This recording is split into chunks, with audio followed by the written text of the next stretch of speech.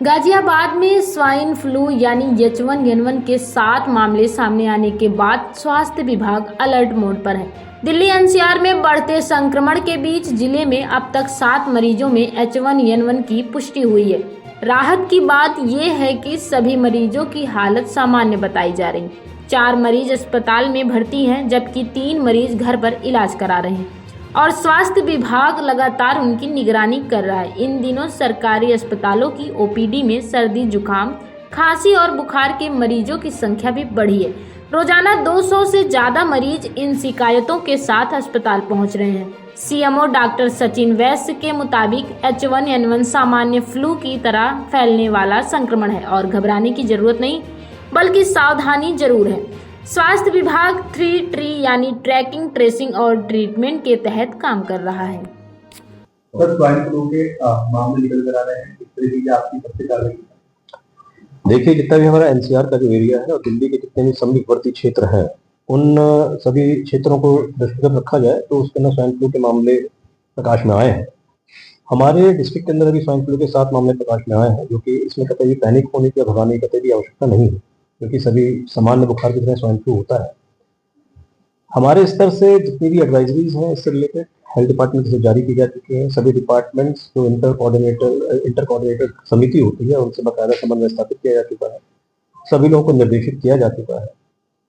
इसके अतिरिक्त जो भी हमारे कैपेसिटी बिल्डिंग से रिलेटेड जो भी ट्रेनिंग्स हैं हमारे निम्न स्तर पर और ब्लॉक स्तर पर, वो सब हम लोग करा रहे हैं। प्रचार प्रसार से संबंधित जितनी भी चीजें हैं वो सब भी हम पूरा करा रहे हैं।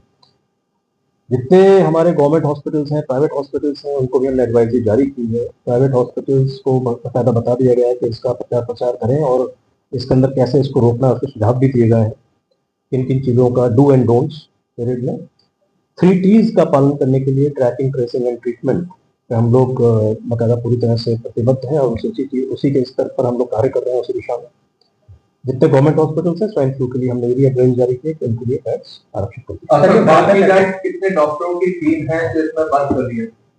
देखिए, इसमें डॉक्टरों की टीम के बारे में डिसाइड नहीं होता, इसमें हम लोग रोस्टर बनाते हैं जी, और राउंड द क्लॉक रोस्टर चलता है। उस रोस्टर के अकॉर्डिंग जो फिजिशियंस, बेसिकली इससे जो मेन काम होता है फिजिशियंस का होता है, और उन सब जब हमने हॉस्पिटल को बकायदा एक हमने गाइडलाइंस जारी कर दी है तो अपने अकॉर्डिंग वो लोग रोस्टर बना के उनसे काम करते हैं। मुख्य लक्षण क्या होते हैं? देखिए, स्वाइन फ्लू एक सामान्य बुखार की तरह ही है, इसको एक अतिरिक्त उसमें ना लिया जाए और इसमें पैनिक होने की आवश्यकता नहीं होती है। खांसी, जुकाम, यही लक्षण इसके अंदर नॉर्मल तरीके से नजर आते हैं। लेकिन अगर किसी भी मरीज को या हमारे गाजियाबाद की जनमानस को अगर इसमें कोई भी उनको ऐसा शक होता है कि उनको स्वाइन फ्लू हो सकता है तो वो उसका टेस्ट करवा सकते हैं और टेस्ट कराने के पश्चात संबंधित चिकित्सकीय परामर्श ले सकते हैं। सर, आमजन क्या कुछ सावधानियां बरतें इसमें?